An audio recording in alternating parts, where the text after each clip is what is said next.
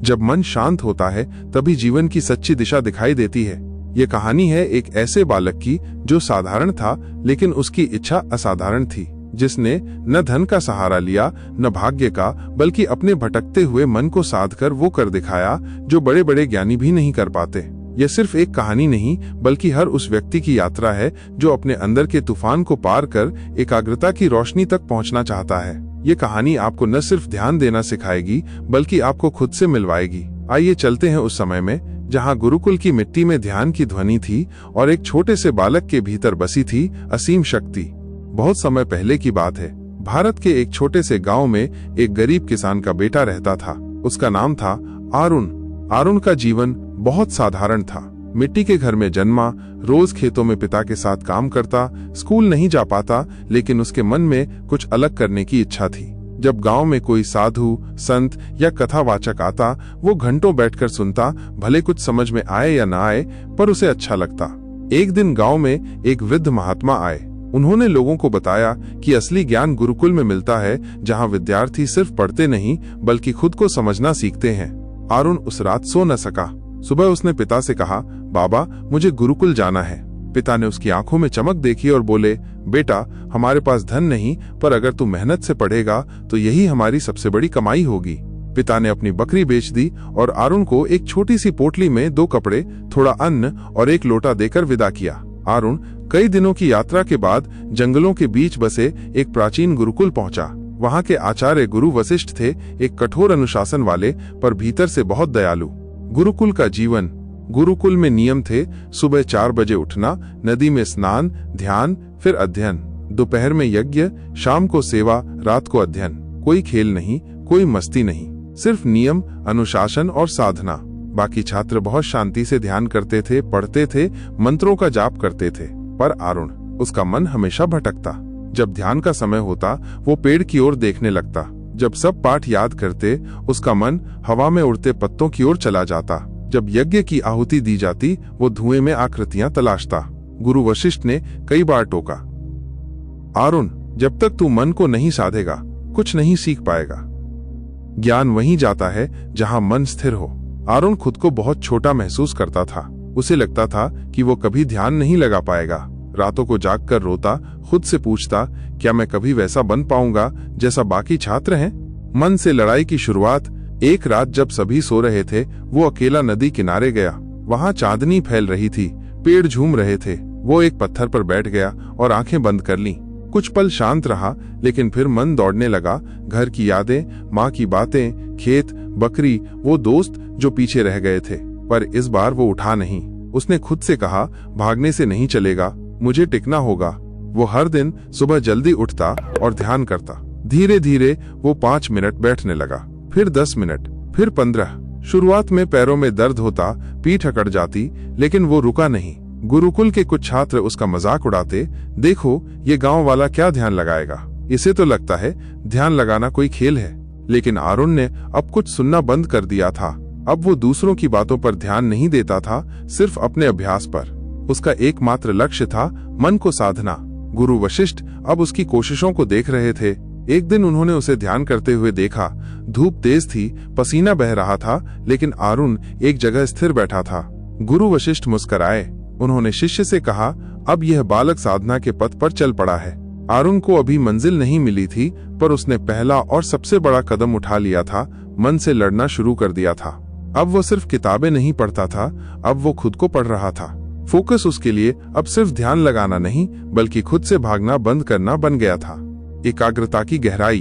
अब गुरुकुल में दिन बीतते गए। जहां पहले आरुण सबसे पीछे बैठता था, अब वो सबसे पहले उठने वाला, सबसे लंबे समय तक बैठने वाला और सबसे ज्यादा ध्यान करने वाला छात्र बन गया था। लेकिन अंदर की लड़ाई अभी खत्म नहीं हुई थी। हर दिन वो जब आंखें बंद करता तो बाहर की दुनिया नहीं, भीतर की दुनिया उसे घेर लेती थी। बीते दिन, गलतियां, डर, क्रोध, असुरक्षा। आरुण ने सोचा, मैं अगर सच में मन को जीतना चाहता हूँ तो मुझे खुद से गहराई से मिलना होगा, बिल्कुल शांत होकर, पूरी तरह अकेले में। एक दिन आरुण गुरु वशिष्ठ के पास गया।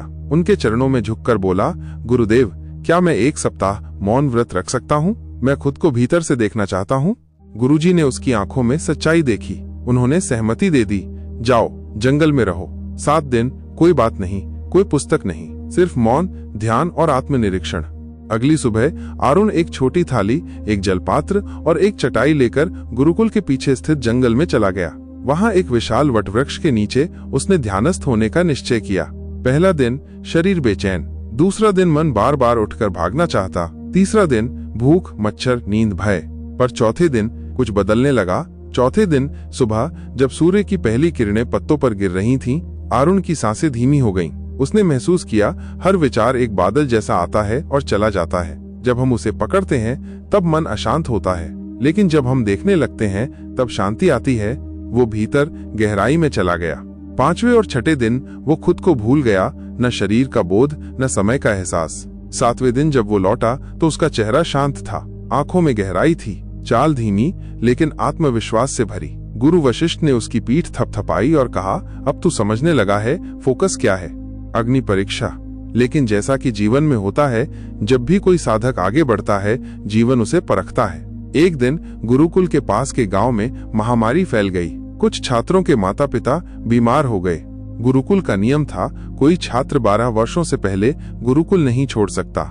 लेकिन एक छात्र दीपक, जो आरुण का मित्र था, रोता हुआ आया, मेरी माँ बहुत बीमार है, अगर मैं नहीं गया तो शायद उन्हें कभी देख न पाऊं। आरुण के मन में तूफान चलने लगा। एक ओर गुरु का नियम, दूसरी ओर दोस्त का दुख। उस रात वो ध्यान नहीं कर पाया। 5 दिन तक उसका ध्यान टूटता रहा। मन फिर से भटकने लगा। 5वें दिन रात को वो गुरु वशिष्ठ के पास गया। बोला, गुरुदेव, मैंने फिर से मन को खो दिया है। मैं फिर वही बन गया हूँ जो पहले था। गुरुजी मुस्कुराए, बोले, बेटा, तू अब पहले जैसा नहीं है। पहले तू भाग जाता था, अब तू टिक कर देख रहा है। असली फोकस तब बनता है जब तू भटकाव को देखता है, लेकिन उसके साथ नहीं बहता।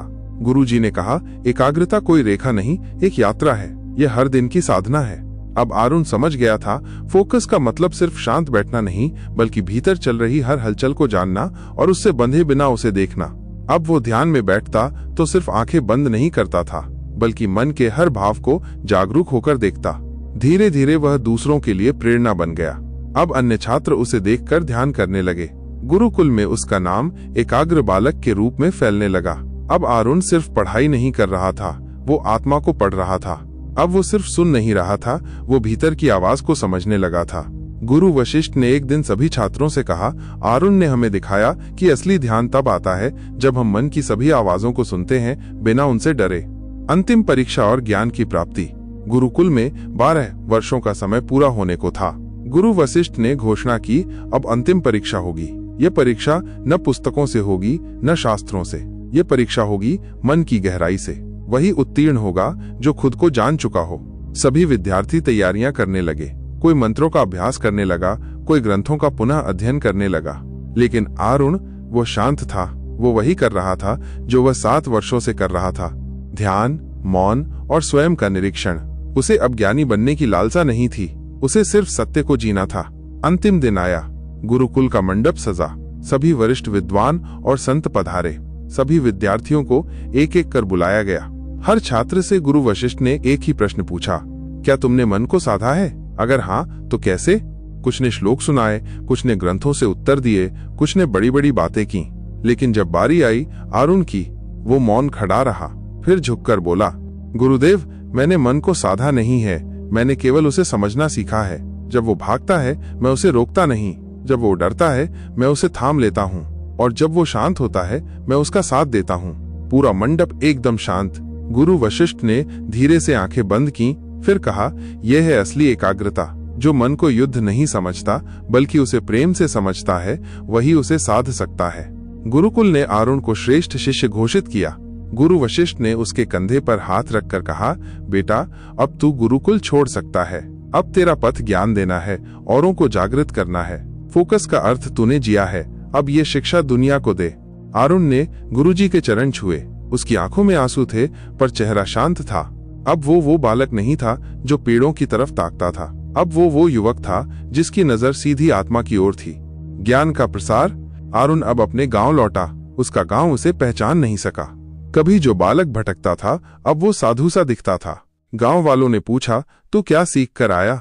आरुण मुस्कुराया और बोला, मैंने सीखा, मन को पकड़ो मत, बस देखो। वो भागेगा, डरेगा, चीखेगा, लेकिन जब तुम उसे थामे बिना साथ रहोगे, तब वो खुद रुक जाएगा और तब वहीं पर एकाग्रता जन्म लेती है। आरुण ने गांव में एक छोटा सा आश्रम खोला, जहां वो बच्चों को सिर्फ अक्षर नहीं बल्कि आत्मा का ज्ञान सिखाता। वो बच्चों को ध्यान सिखाता, कहता, फोकस किताबों में नहीं, ये तुम्हारे भीतर है। जब तुम खुद को जान लोगे तब दुनिया की कोई चीज तुम्हें विचलित नहीं कर सकेगी। फोकस कोई एक बार का अभ्यास नहीं, ये हर दिन की साधना है। ये तब नहीं आता जब सब शांत हो, ये तब आता है जब तुम शोर के बीच भी शांत रह सको।